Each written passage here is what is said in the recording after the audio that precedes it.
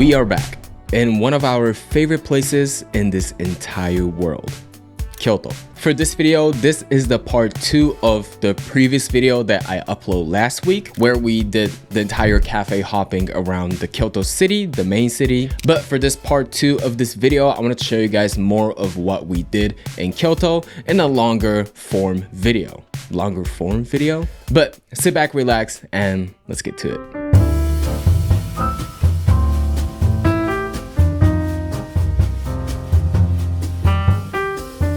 This time we hop in a rental car and drive all the way to the north of Kyoto Prefecture. So we're here at Amano Hashidate, which is like in part of Nihon Sanke. So there's like 3 quote-unquote best views in Japan, and this is one of them. And we're actually on the spot, and as you guys can see, the water is like very close, which is absolutely beautiful. Unfortunately, it's not very sunny today, but it's not raining also, so we got to keep our positivity up. Let's get back to the video.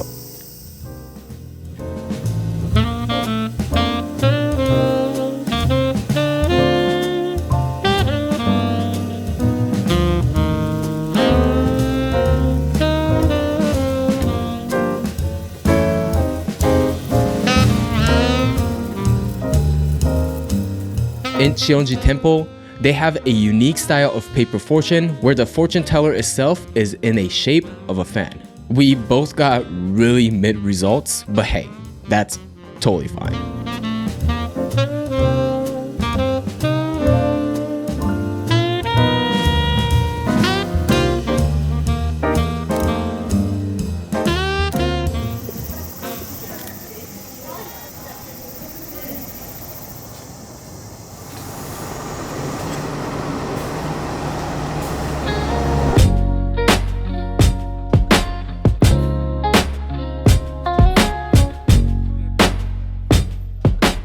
Okay, time to head up to one of the top 3 views in Japan.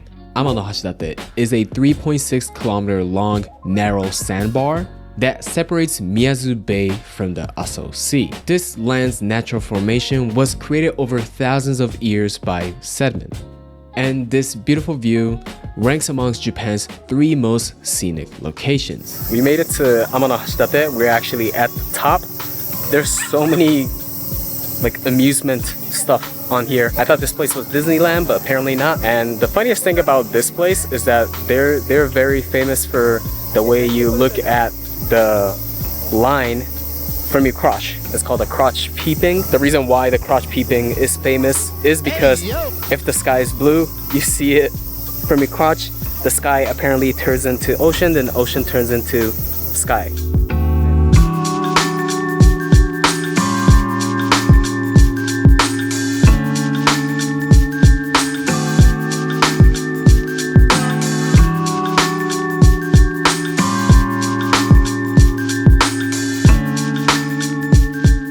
Tonight, we are staying in Miyazu, a renovated old welfare center that turned into a boutique hotel. So this is yet another renovated building like the previous video from Okayama. It's a good mixture between modern but like a lot of wooden texture, and there's yakan, and there's like a section that you can make your own matcha.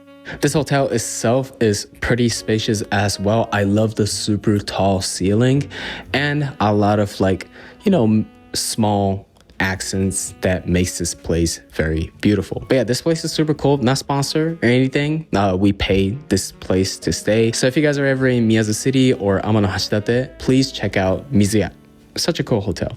Also, if you do a reservation in advance, there's a private sauna that you can get in with your roommate. My roommate is Tamaki-chan, so we're gonna get into sauna.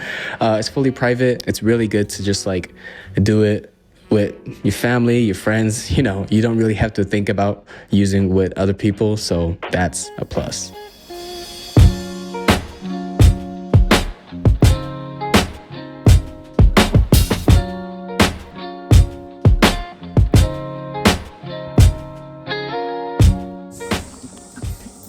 So we made it to Inecho, which is like a very outside, closer to the ocean town in Kyoto, which does not look like Kyoto at all. But this is like a very fisherman town that is known for a lot of fishing.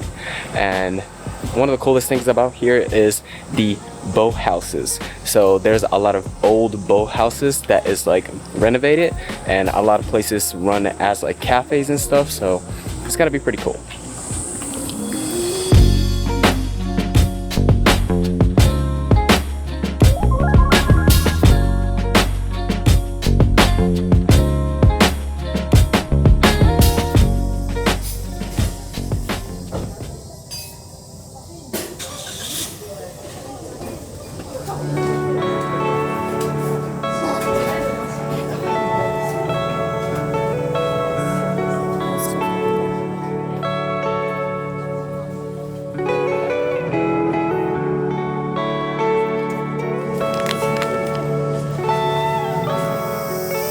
I wish it was a bit sunnier, but even if it's cloudy, the clarity of the water is insane. You can tell that ocean is really deep, but you can see all the way to the bottom. I think for summer, you could also swim in some part as well. That's what I heard. Highly recommend coming in summer too. Yeah, there's a beach as well, and hella vibey cafes and good place to eat as well. We have seafood for lunch. I had pokidong for lunch, and it was really good. There's not many places that has low rated place on Google Maps too, so I think it'll be good if you guys can go anywhere here. I think a lot of the places are super good. There's a lot of good cafes here, but the one that we went was unbelievable. I like how there's like a lot of boat houses that you can just go in. Well, obviously some of the places you have to pay, and the pay place is way cleaner, but the cafe that we went, not only that you can have amazing coffee, I had latte with extra shot, that was really good, but not only that, you got to chill at the boathouse, and that was sensational. Tamaki had hojicha latte. So hojicha is like a roasted matcha, so the leaf is brown, so the latte itself is brown rather than green, but it's really tasty. It was super sweet though. You like some sweet lattes? I like hojicha better than matcha. Facts. Me too. Actually. Me too. At Ine, one of the coolest experience that you can try is the ferry tour, which is a tour that, you know, you get on the ferry and it will go around the town that you can see the entirety of Ine no Huneya, the boathouses and the town itself. However, here's the catch. At the ferry station, you can get kappa ebisen, which is like this Japanese snack that you can feed it to the seagulls. But those seagulls, oh my god, those are like the most aggressive experience that I had in my entire life.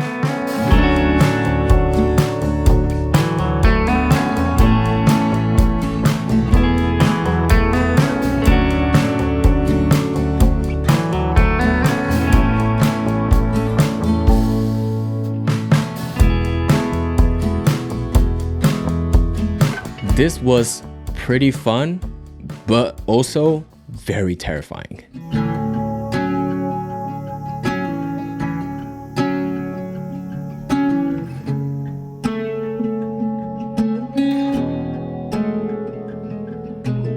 Ine was spectacular. I've been to so many places around Japan, but this city itself was probably one of the top 5 most beautiful places that I've been.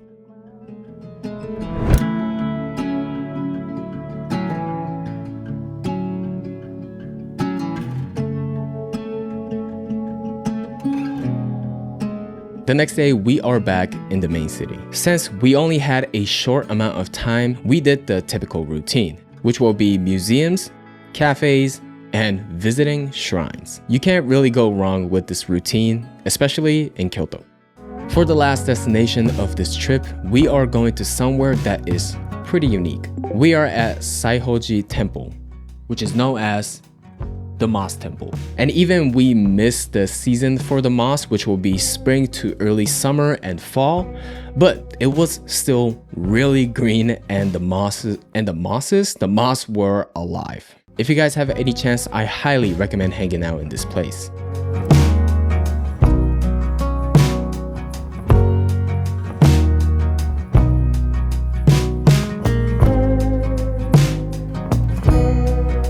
The temple was amazing.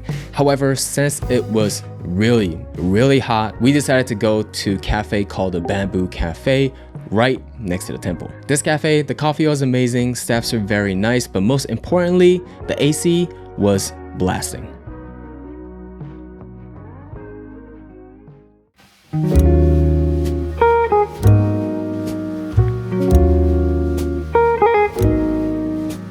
Ever since I visited Kyoto, the city, the prefecture will always be one of my favorite places in this entire world. Not only for fun, but for replenishing my soul as well. This place constantly reminds me to reconnect myself with the culture, nature, and the virtue of Japan. I hope you guys enjoyed this video. If you guys like this video, please hit the like button. And if you guys like my video style, please hit the sub button. Anyway, guys, I hope you guys have an amazing day. My name is Peace Gates, and you guys already know.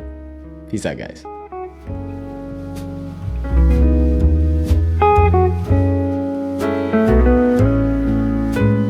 Thank you guys so much for watching the entire video. Welcome back to some BS, some bonus section of this video. In this part of the video, I usually reply to the comments that has hashtag BS on it. However, I found some really good questions, so I'm just gonna answer that in this section. And I'm just gonna talk about my gears for this video. So WithCap asked me, what lens do I use, what FPS that I shoot on, and do I usually plan ahead while I'm shooting like vlog and stuff. So whenever I vlog, usually I take A7C II because of its size and its capability. I can shoot photos with this too. However, for this video, I took FX3 because I wanted to test it out if this thing still works. I've been using it for almost 3.5-4 years, and I cracked my camera. How do you crack a metal? I have no idea, but I cracked the camera. I dropped it on the concrete stairs, and yeah, it's cracked. And I was still wondering if this camera works still perfectly or not, and it did. So I'm super happy.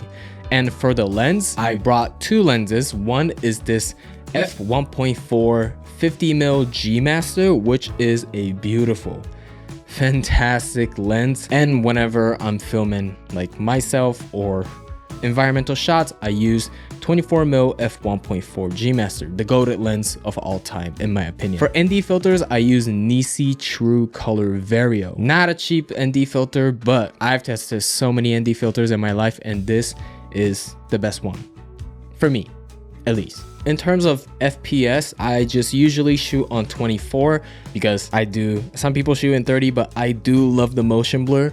And whenever I'm filming slow-mo, especially for FX3, I shoot at 120 because why not? In terms of planning videos, whenever I'm filming an informative video, like talking about camera, smartphone, etc., I script every single word because I'm a second language English speaker and I want to provide you guys a correct information and correct grammar. So I script everything. But in terms of vlog, I'm having a great time. I don't want to script everything when I'm vlogging. I just want to go with the flow, have fun, trying to film the most cinematic stuff that I can film at that moment as much as possible. Then whenever I'm back, I'll just talk about my experience at the spot that I was vlogging. But yeah, I hope you guys enjoyed this video. If you guys like this video, please hit the like button. And if you guys like my video style, please hit the sub button. Anyway, guys, I hope you guys have an amazing day. My name is Peace Gates, and you guys already know. Peace out, guys. New beginnings on the cusp. Not too old to adjust. Old dog, new tricks. Remember, I was just a pup. Something dirty in my cup. Clean soul, good karma is a must. Still my shooter in the cut.